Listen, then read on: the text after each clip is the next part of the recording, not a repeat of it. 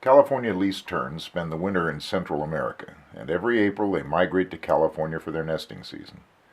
Beaches have been a traditional nesting habitat, but human encroachment on coastal areas has led them to search for nesting sites in unexpected places, like military runways, a space with wide open sight lines similar to beaches.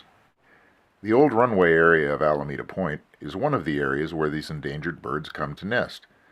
Their 10-acre nest site, chosen by them while Navy aircraft were actively using the runways, is on a 549-acre area that is set aside for a wildlife refuge. The proposed wildlife refuge is awaiting a permanent management authority and development of a public access program during the non-nesting season. The nesting site here at Alameda Point is supervised by the U.S. Fish and Wildlife Service under contract with the Navy, the current owners. They receive assistance from volunteers on maintenance tasks prior to the nesting season. They also receive assistance with the Tern Watch program that monitors the behavior of the terns and alerts the fish and wildlife biologist if predators, like red-tailed hawks, are hovering overhead. Leora Feeney is with Friends of the Alameda Wildlife Refuge, a committee of the Golden Gate Audubon Society. She has been a regular volunteer for over a decade. Well, what we're doing here today is mending what we call the chick fence, and we put a fine mesh fence along the bottom of our larger fence so that chicks can't escape the colony area. If they get out of the colony area, it's really hard to keep track of them. We don't know what our success rates are, and it has to be done every year, replacing parts of the fence that have been damaged or dried out from the sun damage. And that's our task for today. Leora Feeney goes on to explain the use of oyster shells on the nesting site. At today's work party, we'll be putting oyster shells back onto the sandy substrate of the colony. They're removed so that we can level the wind and rain sculpted sand after winter. Years ago, we got some shells from Johnson Oyster Company at Point Reyes to make the site look more like a beach. But we realized it might serve more than an aesthetic purpose. We found that the shells made finding the birds more difficult. We would see movement, but when trying to find the bird, the randomly scattered shells confused our search. We thought it might be the same for predators. In addition, we found that young birds would snuggle next to the larger shells, perhaps for cover or wind protection. So we decided to bring more shells to the site for biological reasons as well. Due to the slope of the nesting site and the underlying pavement, rains can wash away sand and gravel below the fence. This can create a hazard for young chicks who may get caught in or under the fence and perish. A volunteer work party did some last-minute repair work where recent heavy rains undermined the fence.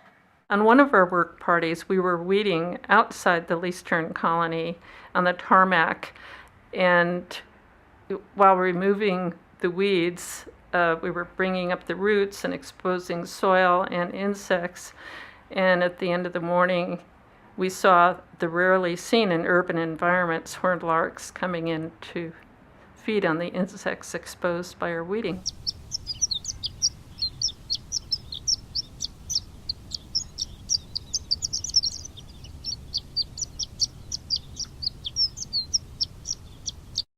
Looking out for the welfare of the terns goes beyond the nesting area.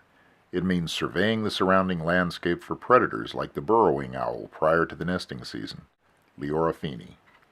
Burrowing owls have interesting hunting strategies. We think of them as coming in the evening or at night and flying and catching their prey. But much to my surprise, I happened to witness burrowing owls inside the Least Tern colony quite a number of years ago now, actually being on the ground and running, and while running, flushing Least Terns up and then catching them.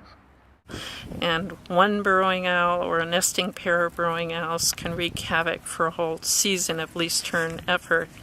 So we do monitor the burrowing owls very carefully, make sure we know where they are, and hope that they all depart before the Least Terns arrive.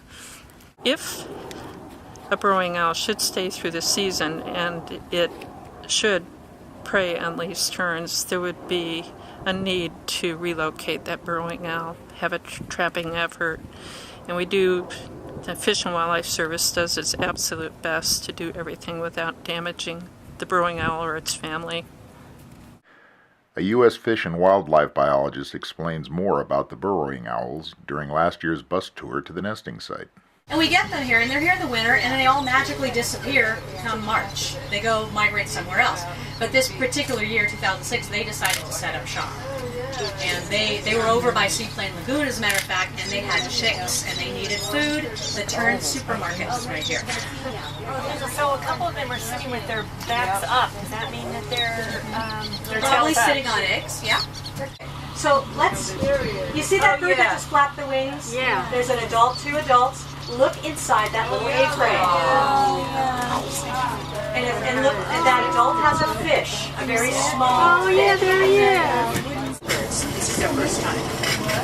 Yeah, we're still seeing mating going on, so we look for courtship displays. And you guys saw the courtship displays I showed those photos of. Top of the pole, she's got to the left of that pole, let's go down a little bit and you'll see the bird. Do they have the chick?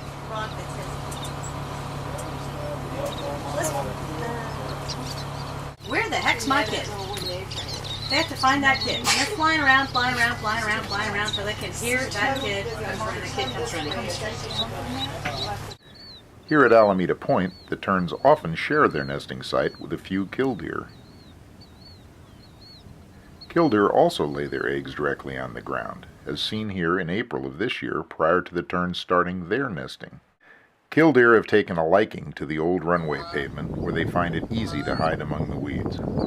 Nearby waters such as the Seaplane Lagoon, the channel to the Alameda Point Wharf, and Crab Cove are where the terns go to catch small fish for their young. The annual bus tour to view the nesting terns is always popular. It leaves from the Crab Cove Visitors Center in Alameda. This year's tour is on June 16th. You can sign up for the tour on the East Bay Regional Park District's website or at Crab Cove.